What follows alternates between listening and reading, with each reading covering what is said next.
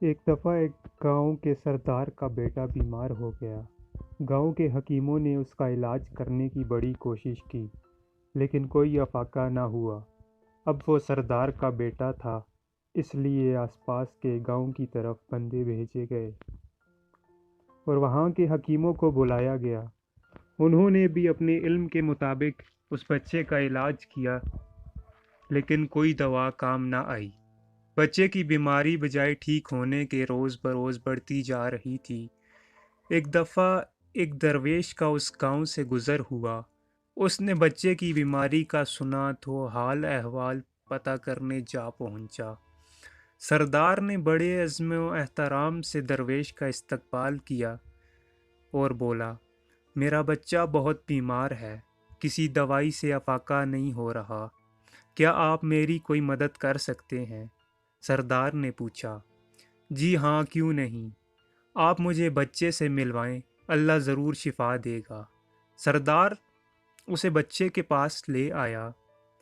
جو حکیم بچے کا علاج کر چکے تھے وہ بھی وہاں جمع ہو گئے کہ دیکھتے ہیں درویش کیا کرتا ہے۔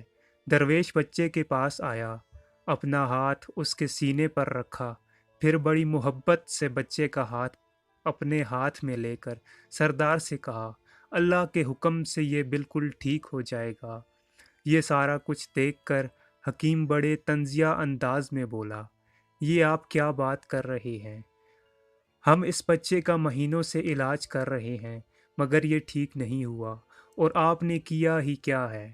آپ نے صرف چند الفاظ اس سے بولے ہیں، چند الفاظ پڑھ کر اس پر پھونکا ہے، اور آپ کہہ رہے ہیں کہ یہ ٹھیک ہو جائے گا۔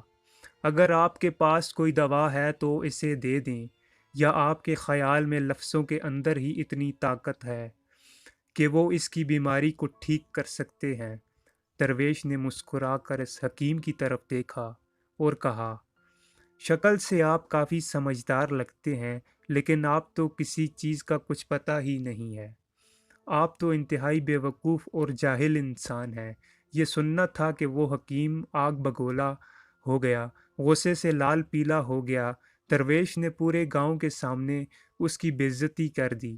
اگر کچھ لوگ اسے پکڑ نہ لیتے تو وہ درویش پر حملہ بھی کر دیتا۔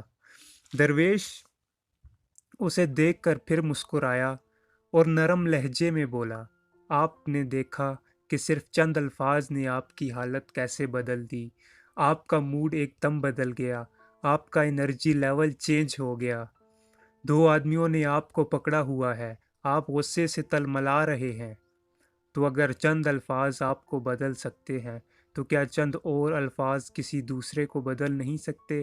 اگر چند الفاظ آپ کو غصے سے لال پیلا کر سکتے ہیں تو کیا چند اور الفاظ کسی کی پریشانی کو دور نہیں کر سکتے، کسی کو سکون نہیں دے سکتے، کسی کو ٹھیک نہیں کر سکتے؟